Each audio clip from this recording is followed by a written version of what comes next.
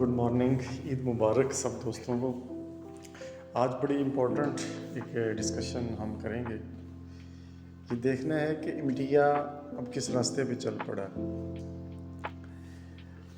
पाकिस्तान और इंडिया जब तकसीम हुई, पाकिस्तान इंडिपेंडेंट हुआ और इंडिया लिबरेट हुआ। हमेशा अंग्रेज़ी में 1947 14 अगस्त को इंडिपेंडेंस डे कहा जाता है। हम इस पे नहीं सोचते हैं कि इंडिपेंडेंस क्या होती है, क्योंकि जो विजडम थी, जो शऊर था, जो उस टाइम पे लोगों में मौजूद था, जो मुसलमान सियासी एलीट थी, वो वक़्त के साथ साथ पाकिस्तान में तो बहुत निचले लेवल पे चला गया और इंडिया के अंदर बदस्तूर रहा था। उन्होंने डेमोक्रेटिक इंस्टीट्यूशंस बनाए, उन्होंने एक फ्री मीडिया का काफ़ी हद तक सिस्टम था, तनकीद भी होती थी, प्रोटेस्ट की भी इजाज़त थी। जो इंस्टीट्यूशंस थे जितने भी, वो इंडिपेंडेंटली ग्रो हुए। तो यही वजह थी कि ये इंडिया 2013-14 तक एक उसकी बेस लाइन बन गई थी, जिसकी वजह से वो प्रोग्रेस कर रहा था। अब जो ही उसकी बेस लाइन बनी है तो आगे मोदी जी आ गए। तो मोदी जी की पार्टी के अपने असूल हैं, अपने एटीट्यूड हैं। अब वो बेसिकली मेरे आज की वीडियो का डिस्कशन मकसद है कि जो ये पार्टी है बीजेपी की, जो मजहबी भी है, इसमें शिद्दत पसंदी भी है और मज़हब की गलत रवायात की हामिल है। गलत रवायात क्या है कि दूसरों को टॉलरेट नहीं करती है, दूसरों की ओपिनियन को टॉलरेट नहीं करती, जबर के ज़रिए उन पे अपनी चीज़ें मुसलत करती है। अच्छा, यही चीज़ें हमारे यहाँ भी इदारों के ज़रिए और पार्टीज़ ने ये इदारों के ज़रिए प्रमोट नहीं, बल्कि ख़ुद मुस्लिम लीग ने सबसे पहले अपने मुखालफिन के ऊपर, खुदाई खिदमतगारों के ऊपर गोली चलाई थी। बंगालियों के ऊपर मुस्लिम लीग ने गोली चलाई थी, क्योंकि उस वक्त फ़ौज कहीं भी नहीं थी। ये हर चीज़ का इल्ज़ाम फ़ौज के, ये एक एटीट्यूड था जो हमारी मुस्लिम लीग के अंदर मौजूद था। बेसिकली यही एटीट्यूड फिर जाके आगे स्टेट का एटीट्यूड बन गया है पाकिस्तान के अंदर। और अब हमारे अंदर हाल ये है कि हमें तफरीक करना, हम तफरीक भी नहीं कर पाते हैं। मतलब ये उस वक्त हमारे बड़े लीडर भी ज़िंदा थे, जो सबसे बड़े लीडर हैं हमारे, उनकी मौजूदगी में ही कहा जाता है कि वो गोली चली थी खुदाई के खिदमतगारों पे। यानी कि दूसरों की पॉलिटिकल, जो आपका अपोनेंट होता है, उसकी ओपिनियन को आप बर्दाश्त ही नहीं करते हैं सिरे से, ठीक है।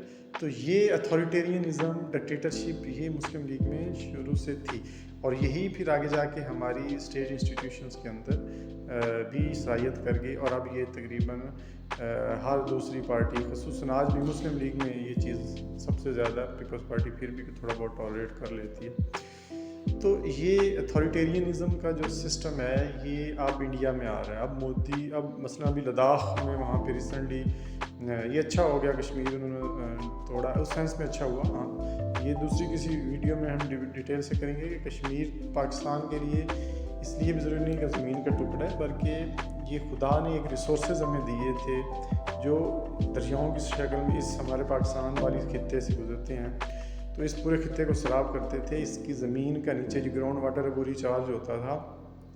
हम एक बहुत बड़े इन्वायरमेंटल क्राइसिस की तरफ जा रहे हैं कि जिसमें अब हमारे लोगों ने एग्रीकल्चर तो करनी है, अब पानी नहीं है तो नीचे ज़मीन से पानी निकाल रहे हैं, तो नीचे उसकी वजह से जो सैलिनिटी बढ़ेगी, ठीक है, ये एक बहुत बड़ा मसला आने वाला है, ठीक है। और ये दरियाओं का सौदा करना, ये बहुत बड़ी एक गद्दारी अगर ना कहें तो बहुत बड़ी बेअक्ली है, ठीक है। और अगर इंडिया में भी कॉमन सेंस होनी चाहिए थी, उसको समझना चाहिए था कि ये एक रिसोर्सेज नेचुरली अल्लाह ने या कायनात के अंदर इस खित्ते में गए, तो आप दूसरा कंट्री उसको ले, तो वो जो अब इन्वायरमेंटल क्राइसिस आएगा वो इंडिया तक भी जाएगा।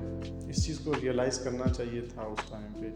अभी भी वक्त गया नहीं है, इसको रीबार्गेन होना चाहिए इस डील को। और मिनिमम इतना पानी तो सारे दरियाओं में होना चाहिए जिससे नीचे ग्राउंड वाटर रिचार्ज हो, क्योंकि अगर ग्राउंड वाटर इधर ख़राब हुआ तो इंडिया में भी ख़राब होगा, और इतना दूर नहीं है बॉर्डर उनका। چلیں ہم مین فوکس کی طرف آتے ہیں جو آج ہے کہ ڈکٹیٹرشپ. اب مودی جو ہے وہ لداخ کے لوگوں نے اپنے رائٹس کے لیے پروٹیسٹ کیا ہے تو ان کو وہاں سے اٹھا دیا گیا ہے. یہی چیزیں پاکستان میں ہوتی ہیں. ادھر بلوچ آ کے اسلام آباد میں کہیں پروٹیسٹ کرتے ہیں تو ان کو ڈنڈے سے مارے جاتے ہیں. اچھا یہ کسان جب پاکستان میں پروٹیسٹ کرتا ہے ڈنڈے بھی. پاکستان میں تو یہ مطلب شروع سے یہ سلسلہ اس کی داغ بیٹ ڈال دی گئی تھی.